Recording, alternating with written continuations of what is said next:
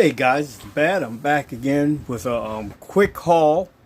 I got a call from my friend at she owns a thrift store, and recently I have been in her store a few weeks back, and I gave her my phone number.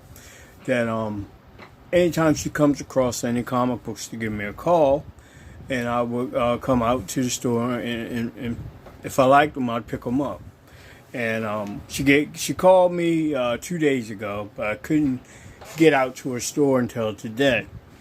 So I'm gonna showcase the books that I picked up from her thrift store, and a few items that I picked up from my local comic book shop. Starting with from the thrift store, I ended up spending $60 at the store. So all the books I'm going to show you as a total cost me $60. Got this pack of The Adventures of Superman. Actually, it has Adventures of Superman number 500, Superman number 78, Action Comics 688, Superman the Man of Steel 22, and Adventures of Superman 501, which is introducing all the new Supermen back when Superman died at the hands of Doomsday. They became the new Superman, which everybody should know. And actually, in this pack, it has all those books.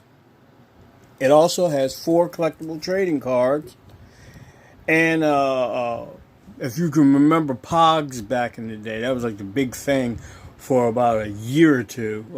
Pogs, where they took these little disc things, and these discs had images on them, and they would throw this Pog thing at it and knock them over. Kind of like a vertical marbles, I would say. But back in the day, Pogs was big. And in this pack, there is a Pog a sheet of all the new Superman. And it's also, like I said before, I think I did, it has a poster with the 4 Superman. So this was in something that she has charged me $2 for this, and I kept digging and I found another one, so I picked both of those 2 up. I picked up from Asylum Press Fearless Dawn 1 and issue 2. I found another copy of the Nam, issue number 1. Another copy of Superman the Man of Steel, number 1. Winona Earp, number 1.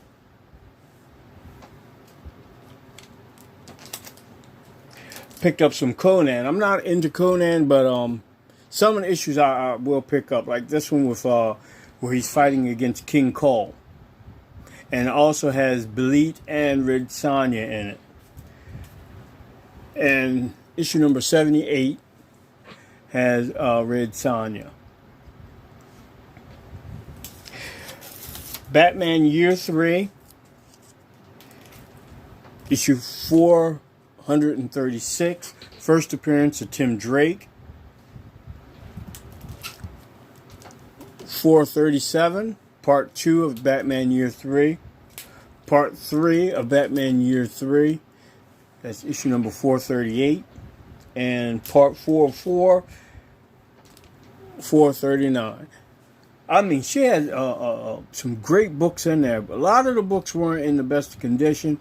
Had a great run of Conan books, but like I said, I'm not really a Conan person. I like John Buscema's art, don't get me wrong, but I had a period in my life when I did buy a lot of Conan back in the day, but I guess interests change and your taste change too. But I still like Conan, I just don't collect it. Batman 10 Nights of the Beast, issue number 417.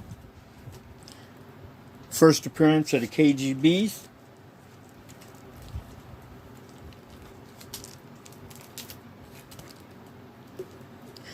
$418 is part 2 of 4. $419 3 of 4, part 3 of 4, great Mike Zeck covers, and part 4 of 4, issue 420, powerful Mike Zeck cover. And I really was happy about this. I have these, but Superboy and the Legion, starring Legion superheroes, the Dave Cockrum Superboy leading into the Mike Grell Superboys was what really got me really hooked in the comics. I read comic books a few years before, but I was real young. But this was when I really started taking notice of comic books. I was fascinated by Mike Grell's work. Okay, today his work looks a little dated, but back then you never saw the type of detail or the musculature that he drew, and his detail of faces and just body structure was different. It was just different. Now, granted, his perspectives had little bit of issues in certain cases, but as an artist, he was just top notch back then. Also, let's see, picked up another copy of 210, 212, and these go for a pretty good price. I mean, they go for like $15 to $20. First appearance of Ty-Rock in issue 216, 219, issue 221, first appearance of Karma and Grimbor,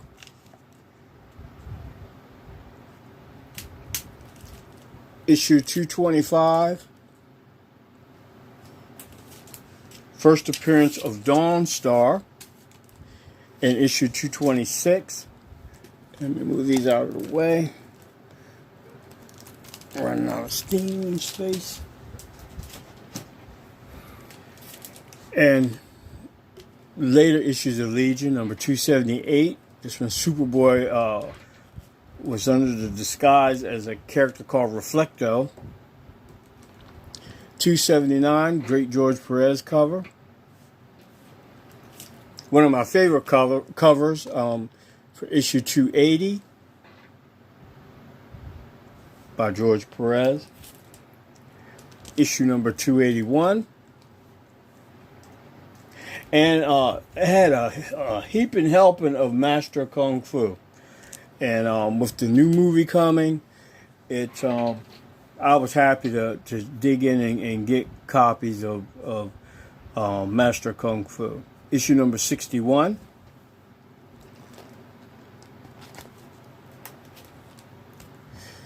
Issue number 62.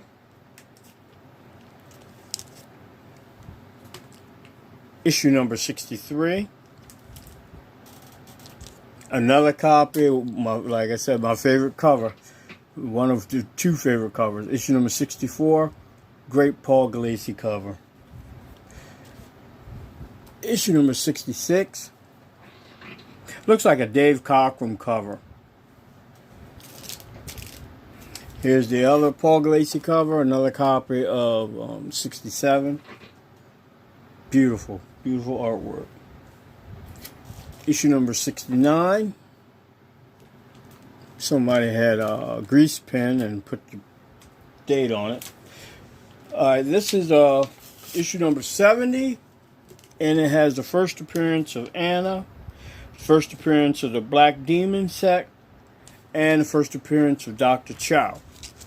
And because of the movie that's coming out, if you do run across Master Kung Fu, it's good to try to get the key characters in the series, because you don't know if they may appear in the movie. And for right now, nobody's really paying too much attention to Master Kung Fu. I mean, like the first appearance of Master Kung Fu, a lot of people are buying. But there are a lot of key characters that were in the Master Kung Fu comic book, and they may make an appearance in the movie. Beautiful Mike Zeck cover for issue number 71. That's just Awesome. First, now here's one character that's kind of important. That's Zoran. And this is his first appearance in issue 77. And he's also the brother of Shang-Chi, as Zoran the Weapons Master. Another character, this is not his first appearance, is Shockwave. And this is issue number 72. Issue number 73. Issue number 74. Issue number 75. Issue number 78. Well, let me move these out of the way. Issue number 78, which is also a direct edition. And back then, pre-1985, direct editions are the more valuable books. After 1985, 86, and 87, I would say, newsstand became the more rare of the books. But before then, before 1985, the direct market was just burgeoning, coming forth. That's when comic shops really started becoming comic shops. And most comic books were sold on a newsstand. And in I would safely say 84, 85, and 86, transitional period, when the direct edition started taking over and newsstand edition of books started dwindling, which made newsstands more rare. But anytime you see a barcode with a slash through it and a book is dated at 1979, it's a direct edition. Issue number 79, direct edition. Issue number 82, direct edition. It's a beautiful Mike Zeck cover for issue number 83. Issue number 84, direct edition.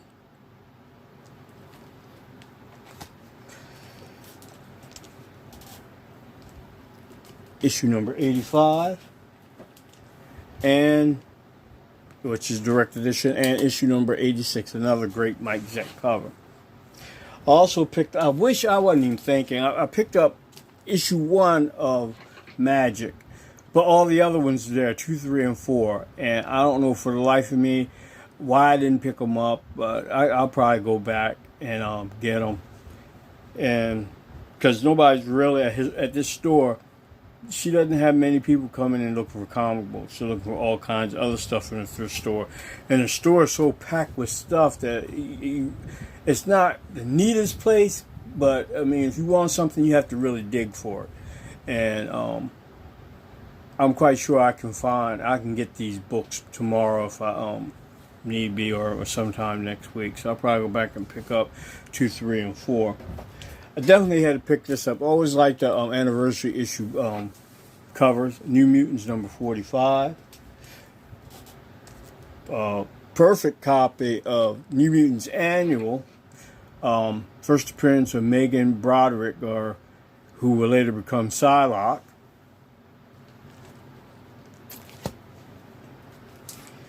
First appearance of Vertigo and Marvel Fanfare number 1. I remember this was one of the ones when Marvel decided to go direct only. The Marvel Fanfare, I think, was one of the first ones, and I think Micronauts at the time had switched over and went to the direct market only. You could not buy Marvel Fanfare on newsstand back in the day. This iteration of Marvel Fanfare. Also, I found issue number 10, perfect condition. Issue number 11, which has the first appearance of Iron Maiden, and issue number 12, first appearance of Snapdragon.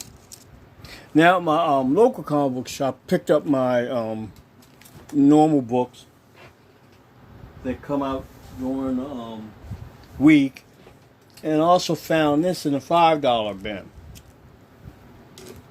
Weird Wonder Tales number 16. And what makes this book so special? It's a 30-cent variant. I checked out the price of this book. This book is running at $60. And I always, in the back of my mind, when I look at back issues, I look for the price variant. If I'm not, I know with Marvel, it's price variants, newsstand, and direct editions is how I look at things. With DC, it's newsstand and DC logo universe books that I look for when I'm looking through back issues. And I also picked up I also like buying these. This is the Justice League of America from Temple Books in DC. And I also picked up a Wonder Woman version. Doesn't have an issue number, so I just know when I see them, I grab them. And I also found this book from 1969, I think.